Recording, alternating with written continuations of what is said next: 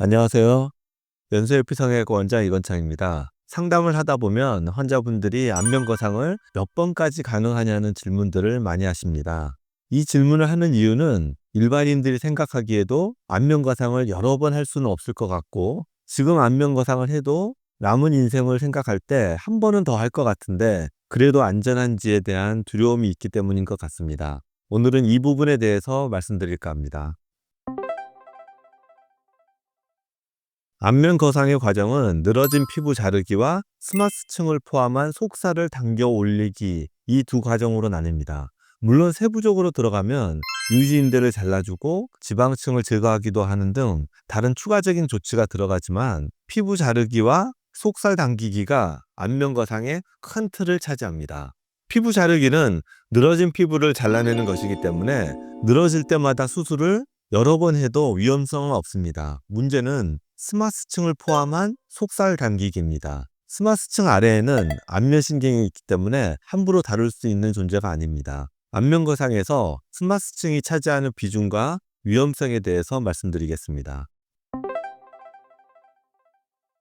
제가 여러 번 안면거상을 할 때에는 스마스층까지 올려야 한다고 말씀드렸는데요. 스마스층을 단순히 끌어올리는 방법이 있고 스마스층을 방위해서 올리는 방법이 있습니다.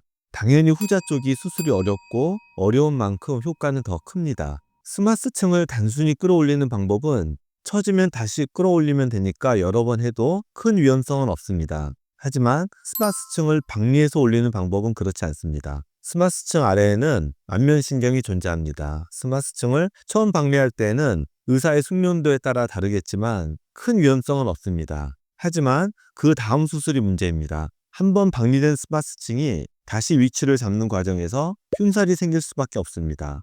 다음에 또 방리를 할 때에는 흉살을 헤쳐나가야 하기 때문에 최고의 의사 숙련도가 필요합니다. 이 과정에서 잘못하면 안면마비가 오기 때문입니다. 스마스를 방리하는 방법을 전체거상, 풀거상이라고 하는데, 풀거상은 여러 번 할 수 없습니다. 저는 환자분들에게 풀거상은 인생에서 한 번만 하라고 말씀드립니다. 두 번째부터는 안면마비의 부작용 가능성이 매우 커지기 때문입니다.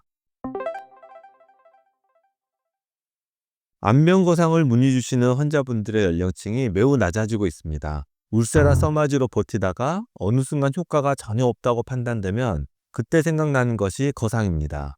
40대 분들에게 풀거상을 권하기에는 너무 과하다는 생각이 듭니다. 풀거상의 효과는 더 확실하다는 장점이 분명히 있지만 긴 절개선과 회복기간, 그리고 무엇보다도 여러 번 할 수 없는 풀거상의 한계를 생각하면 풀거상은 더 나이 들어서 노화가 심하게 진행되었을 때 하기를 강력히 권합니다.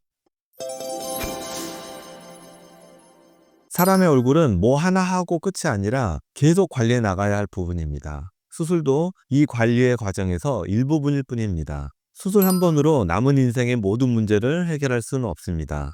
수술 시기에 대한 현명한 판단이 필요하고 수술 방법에 대해서는 더더욱 현명한 판단이 필요합니다. 어떤 수술을 해야 할지는 꼭 전문가와 상의하시기 바랍니다. 끝까지 시청해 주셔서 고맙습니다. 다음에 또 환자분들께 도움이 되는 영상으로 찾아뵙겠습니다.